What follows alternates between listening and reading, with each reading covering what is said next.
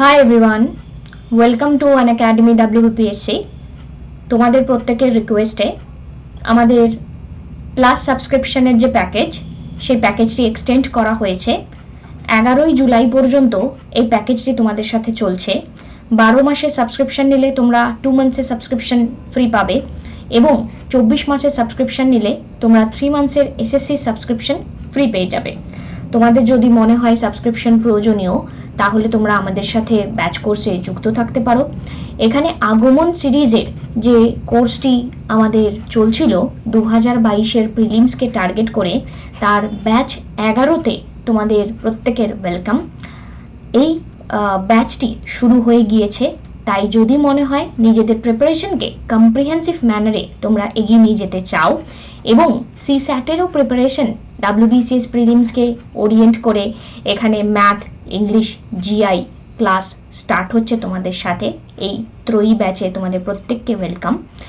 এবং এখানে একটি ক্যাপসুল কোর্স আসছে জিকে এবং কারেন্ট অ্যাফেয়ার্সের for WBCS prelims and mains. এটি আবার স্টার্ট হচ্ছে 12ই জুলাই থেকে। তাই যদি তোমাদের মনে হয় সাবস্ক্রিপশন প্রয়োজনীয়, আমাদের সাথে যুক্ত থাকো। 12 মাসের সাবস্ক্রিপশনের কস্ট স্ট্রাকচার এখানে তোমাদেরকে প্রোভাইড করা রয়েছে এবং 24 মাসের কস্ট স্ট্রাকচার তোমাদেরকে প্রোভাইড করা রয়েছে।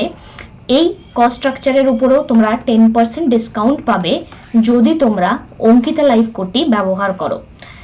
আমি তোমাদেরকে হিস্ট্রি, ইকোনমিক্স এবং কারেন্ট অ্যাফেয়ার্স পড়িয়ে থাকি।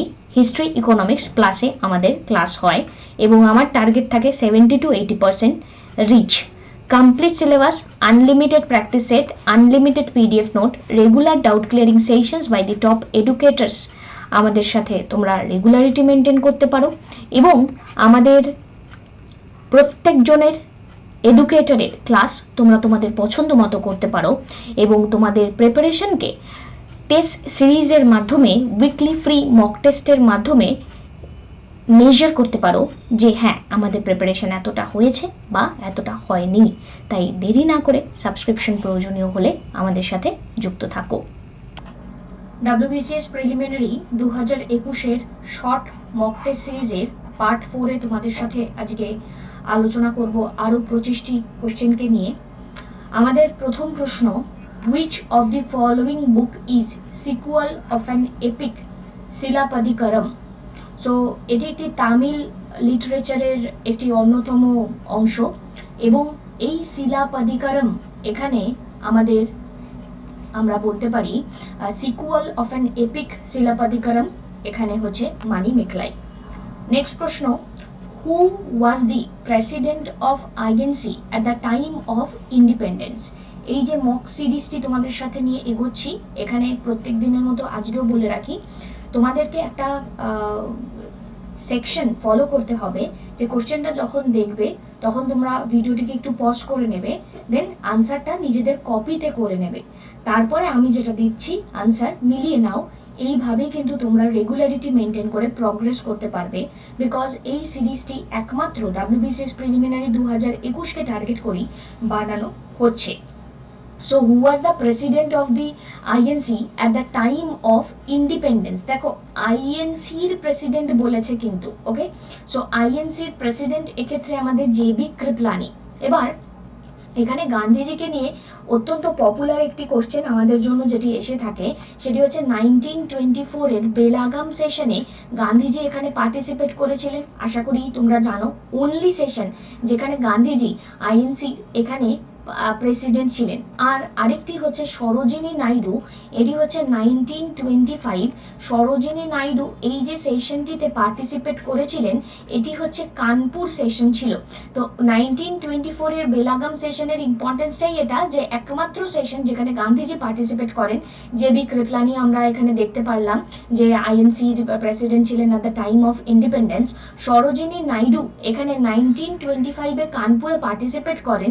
ইনি হলেন প্রথম ইন্ডিয়ান উইমেন যিনি INC-র প্রেসিডেন্ট হয়েছিলেন। আর এখানে অ্যানি বেসান্তের নাম আমাদের জন্য ভীষণভাবে গুরুত্বপূর্ণ। যেই জায়গাতে, এই যে সিচুয়েশনটিতে অ্যানি বেসান্ত এখানে আফটার হোম রুল মুভমেন্ট 1916 উনিও পার্টিসিপেশন করেন। এবার এক্ষেত্রে আমাদের INC-র সেশনসগুলো আমাদের জন্য কিন্তু খুব ইম্পর্টেন্ট হয়ে যায়। নেক্সট হচ্ছে who among the following presided over the Surat session of the Indian National Congress 1907। দেখো সুরত সেশন এবং সুরত সেশনের আগের দুটি সেশন আমাদের জন্য ভীষণভাবে গুরুত্বপূর্ণ। তো এখানে এই যে তিনটে সেশন, এই তিনটে সেশন বারে বারে পরীক্ষাতে এসেছে। এটি হলো আমাদের বেনারস সেশন, এটি হলো আমাদের লাহোর সেশন এবং এটি হলো আমাদের সুরত সেশন। সো এই যে বেনারস সেশনে এখানে গোপাল কৃষ্ণ গোখলে পার্টিসিপেট করেছিলেন, গোপাল কৃষ্ণ গোখলে। এখানে সিএলসি আমাদের দাদাভাই নরোজি যেই পার্টিসিপেশন করেছিলেন, সেক্ষেত্রে আমি শর্ট ট্রিক্স তোমাদেরকে বলেছিলাম। তো 1906-এর এই যে সেশন, এই লাহোর সেশনে দাদাভাই নরোজি পার্টিসিপেট করেন, দাদাভাই। এবং এখানে 1907-এ সুরত সেশনে এখানে রাস বিহারী ঘোষ এখানে পার্টিসিপেট করেন, বোস নয়, তোমরা অনেকে কনফিউজ থেকে যাও, রাসবিহারী ঘোষ পার্টিসিপেট করেন। এবার এখানে আমাদের আরো একটা ডেটা খুব ইম্পর্টেন্ট, যে দাদাভাই নরোজি কোন কোন সেশনে পার্টিসিপেট করেন, ঠিক আছে। এবার এখানে একটা পয়েন্ট আছে। এবার পয়েন্টটা হচ্ছে কি, এই সিএলসির পয়েন্টে অনেকে কি করো, তোমরা অনেক সময় ভুল করে বসো, কারণ ক্রনোলজিটা তোমরা জানো না। এবার আমরা যদি 1885-তে তো ছিলেন না, 1886, 1893, 1906, ওকে, 1886, 1893, 1906, তো 86, 93, 6, তাহলে 6 নাম্বারটা কি আর লাহোর থাকলো? আমি অ্যাকচুয়ালি তোমাদেরকে এটা বোঝাতে চাইলাম যে এইভাবে কিন্তু আমরা হঠাৎ করে তাড়াহুড়ো করলে আমাদের উত্তরটাকে ভুল করে ফেলতে পারি। তাই ক্রনোলজিটা মেনশন করাটা ব্রেনে খুব ইম্পর্টেন্ট। 86, 93, 6-এ এই যে দাদাভাই নরোজি পার্টিসিপেট করেছিলেন, তো সেক্ষেত্রে ক্যালকাটা সেশনে কিন্তু আমাদের হয়ে যাচ্ছে। তাই এই জায়গাগুলো থেকে নিজেদের অ্যাকিউরেসি লেভেলটা খুব ইম্পর্টেন্ট। হতে পারে যে তুমি টপিকটা বারে বারে পড়ে গেছো বাড়িতে, বাট এক্সাম হলে গিয়ে চট করে তোমার আনসারটা মাথা থেকে বেরোলো না। তাই কোশ্চেনটা তখন দেখবে, তখন একটু শান্ত ভাবে, তারপরে একটু ব্রেনকে জিজ্ঞাসা করবে, হ্যাঁ এবার আমি পুরোপুরি শিওর, দেন তুমি এটাই গোল করো, আদারওয়াইজ তার আগে গোল্লা পাকিও না। নেক্সট হচ্ছে, under which among the following treaties Clive had secured the grant of the Deewani of Bengal, Bihar, Odisha from Mughal emperor Shah Alam. Shah আলমের থেকে এখানে বেঙ্গল, বিহার, উড়িষ্যার এখানে বলা যেতে পারে ক্লাইভ সিকিউর করেছিলেন দিওয়ানি রাইট। খুবই সোজা একটি জায়গা, ট্রিটি অফ এলাহাবাদ, কারণ ট্রিটি অফ বাক্সার বলে কিছু হয়নি, এবং ট্রিটি অফ সাগৌলি এবং বেসিনের সাথে এখানে শাহ আলমের কোনো কানেকশন নেই। এবার এই যে ট্রিটি অফ এলাহাবাদ, এখানে আমরা বলতে পারি 1757-তে পলাশির যুদ্ধ, তারপর 1764-তে বাক্সার, তারপর 1765-তে এখানে আমরা দেখতে পাচ্ছি যে এলাহাবাদ ট্রিটি হচ্ছে। এখানে আমাদের যে পলাশির যুদ্ধ এবং এখানে বক্সারের যুদ্ধ কেন হলো এবং তার যে ডেটগুলো আমরা আগেও পড়েছি, এক্ষেত্রে বারে বারে কিন্তু সেই জায়গাগুলোকে একটু রিভিশনটা ভীষণভাবে দরকার। নেক্সট, এখানে the partition of Bengal was announced on which date. ব্যাপারটা হচ্ছে গিয়ে, এই যে হঠাৎ করে আমরা পরীক্ষাতে উত্তেজিত হয়ে যাই, এবার উত্তেজিত যখনই হয়ে যাই তখনই আমাদের উত্তরটা ভুল হয়ে যায়। দেখো, পার্টিশন অফ বেঙ্গল বলেছে, অ্যানাউন্স কবে হয়েছে, কমেন্টস বলেনি কিন্তু। আমি জানি হয়তো অনেকের 16ই অক্টোবরে চোখ চলে যাচ্ছে, বাট না, আমার এখানে অ্যানাউন্স বলা হয়েছে। তো 19 জুলাই 1905 এক্ষেত্রে আমাদের রাইট আনসার। আমি এই সেশনসের মাধ্যমে তোমাদেরকে বোঝানোর চেষ্টা করছি যে ঠিক কোন জায়গাটাতে তোমাদের পরীক্ষার হলে গিয়ে এক্সপিরিয়েন্সটা করতে হবে। So the partition of Bengal was announced on which date? So এক্ষেত্রে option number A. Which of the following founded Mitra Mela? তো মিত্র মেলার ফাউন্ডার এখানে কে? তো এখানে আমাদের মিত্র মেলার যিনি ফাউন্ডার এখানে আমরা দেখতে পাচ্ছি, তিনি হলেন বিনায়ক দামোদর সাভারকার। 1899-এ এখানে মিত্র মেলা ওনার দ্বারা ফাউন্ড করা হয়, এবং ভবিষ্যতে মানে এই মিত্র মেলা বিনায়ক দামোদর সাভারকারের দ্বারা যেটি সৃষ্টি করা মানে ফাউন্ডেশন হলো, সেটি 1904-এ অভিনব এখানে ভারতে চেঞ্জ হয়ে যায়। This points are important. এবং এক্ষেত্রে আরো একটা ডেটা আমাদের জন্য একটু মাথায় রাখতে হবে, জেবি কৃপলানি এখানে কানেক্টেড ছিলেন এই মিত্র মেলার সাথে। তাহলে মিত্র মেলা বিনায়ক দামোদর সাভারকার এখানে আমাদের মিত্র মেলার সাথে কানেক্টেড 1899 এবং 1904।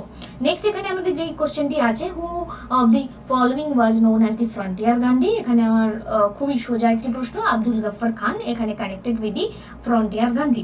নেক্সট প্রশ্ন, which Greek ruler sent Megasthenes in the court of Chandragupta Maurya? Again it's easy.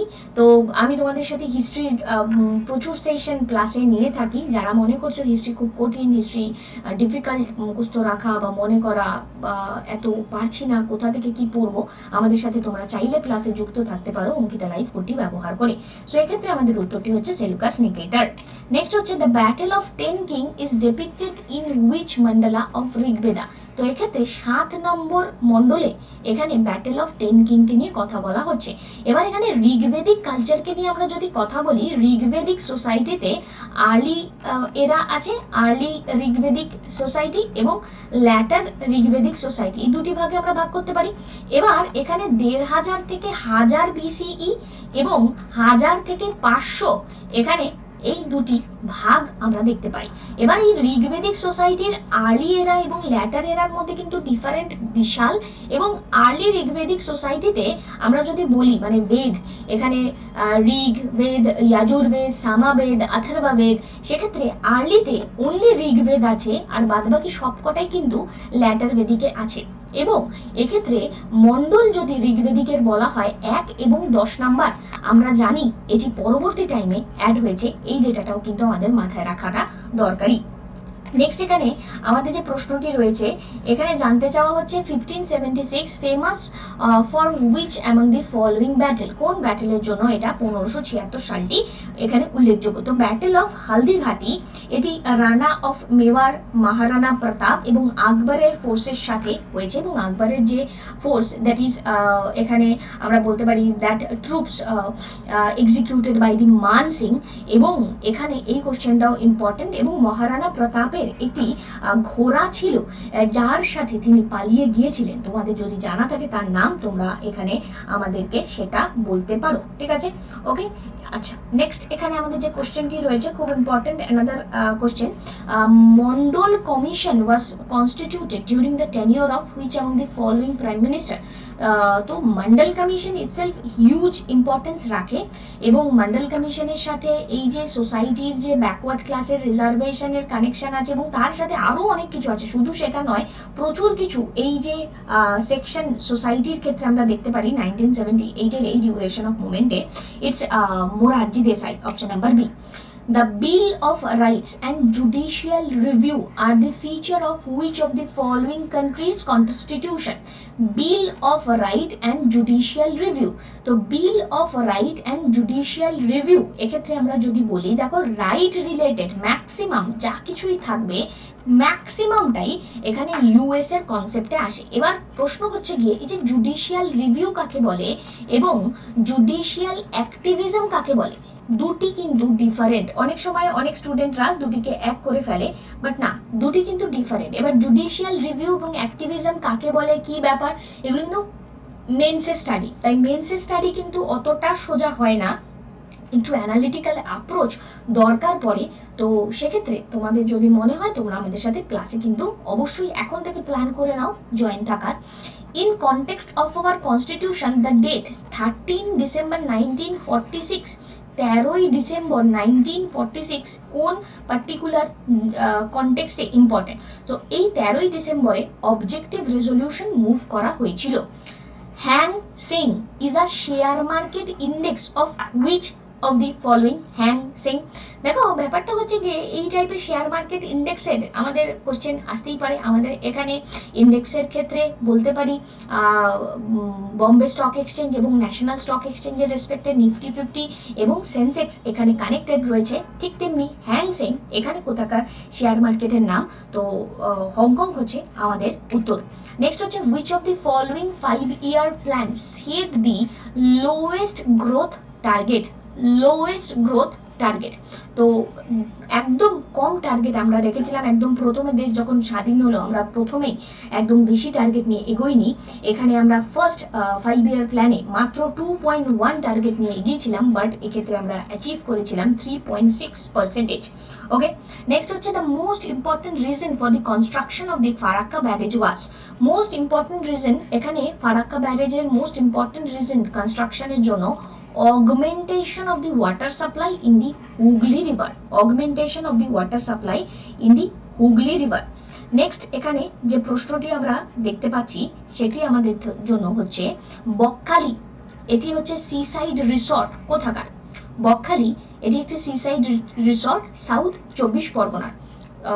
তো এখান থেকে আমার যেগুলি আলোচনা করার মোটামুটি আমি করলাম। এবার তোমরা পজ করে বাদবাকি জায়গাটিকে এখানে দেখো, সিস্যাট পার্টটাকে, এবং তোমরা নিজেদের আনসারটা করো, এবং করার পরে আমাকে অবশ্যই কমেন্ট সেকশনে জানিও তোমাদের পারফরমেন্স কেমন হলো, এবং তোমাদের এই সিরিজের মাধ্যমে তোমরা কি নিজেদেরকে গ্রো করতে পারছো?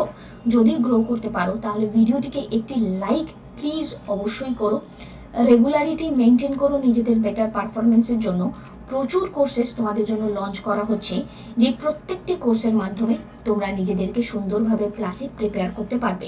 যারা 2022-এর প্রিলিমিনারিকে টার্গেট করে 2022-কে টার্গেট করে এগোচ্ছ তাদের জন্য this time is very crucial again কি নিজেকে প্রিপেয়ার করা, কারণ আর বেশি দিন তোমাদেরও প্রিলিমিনারি কিন্তু নেই। তাই যদি মনে হয় সাবস্ক্রিপশন প্রয়োজনীয়, আমাদের সাথে যুক্ত থাকো, রেগুলারিটি মেনটেন করো। আমি তোমাদের বেটার পারফরমেন্সের জন্য চেষ্টা করছি। তোমরাও এই ভিডিওটিকে ভালো লাগলে একটি লাইক অবশ্যই করে দিও। তো মোটামুটি এখানে সলিউশন দেওয়া রইল, আশা করি তোমরা বুঝবে, এবং লাস্ট মিনিটসের সাজেশন ভিত্তিক এমসিকিউ সিরিজ তোমাদের জন্য আপকামিং মান্থসে আসছে। তাই WBCS প্রিলিমিনারি 2021-এর লাস্ট মোমেন্টে এক্সক্লুসিভ কোশ্চেনের দ্বারা প্রিপারেশন যদি করতে হয় আমাদের সাথে ক্লাসে যুক্ত থাকো। Thank you, tata.